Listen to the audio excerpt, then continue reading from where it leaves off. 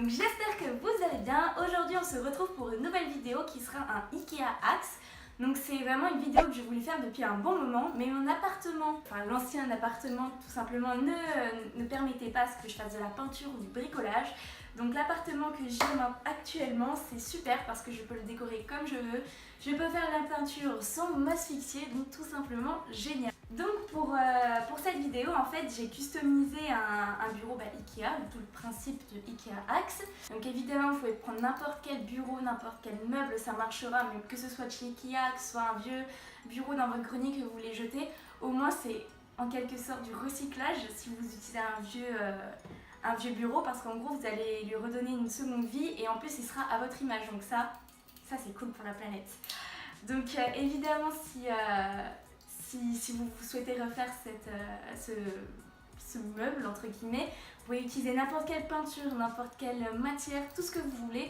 Vraiment c'est libre cours à l'imagination et c'est ça qui est cool dans les Ikea Axe. Donc j'espère que la vidéo va vous plaire. Et je vous laisse avec la suite. Donc pour toutes les références de produits, je les mettrai en barre d'infos évidemment avec l'endroit où je les ai achetés.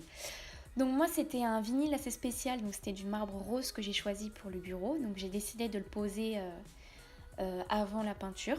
Parce que mon bureau je peux le séparer en deux, donc j'ai préféré faire comme ça, c'était beaucoup plus simple pour moi.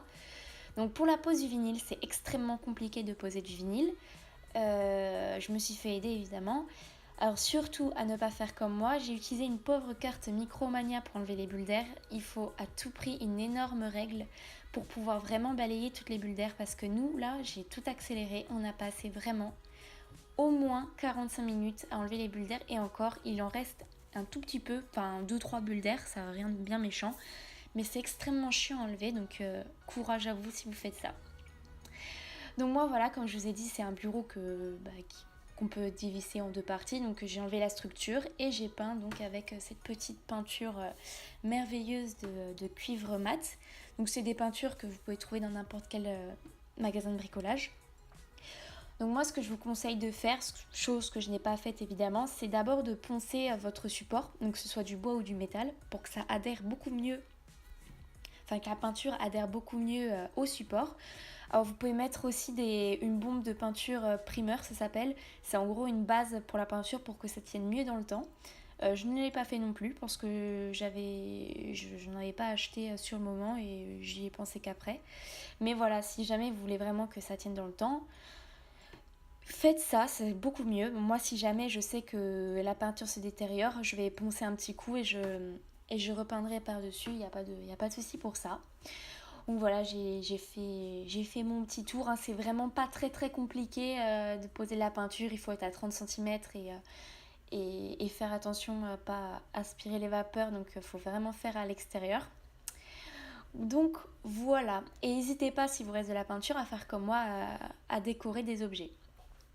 Donc voilà tout le monde, j'espère que la vidéo vous aura plu. Si c'est le cas, n'hésitez pas à mettre un petit pouce en l'air, à vous abonner si ce n'est pas déjà fait.